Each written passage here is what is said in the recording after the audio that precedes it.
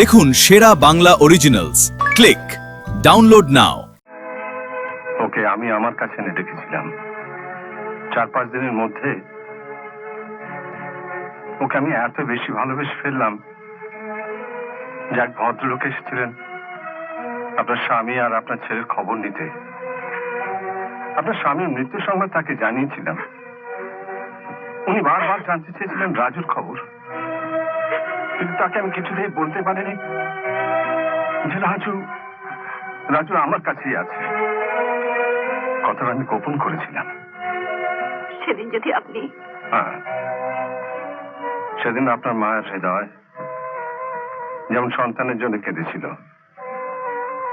ঠিক তেমনি কেঁদেছিল এক বাপের হৃদয়। ওর বয়সে মা মরা একটি ছেলে ছিল আমার। মাত্র 2 দিনের জ্বরে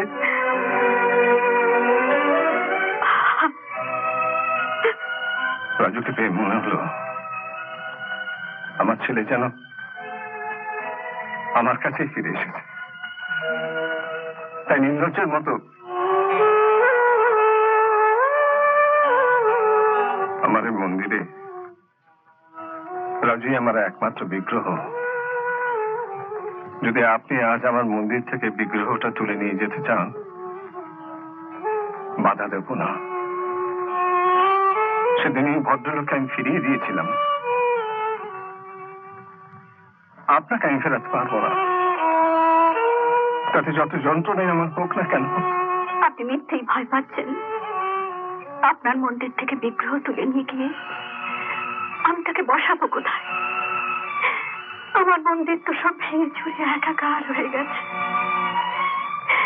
সব মাই চায় তার যত কষ্ট হোক, তার সন্তান সুখে থাক, ভালো থাক।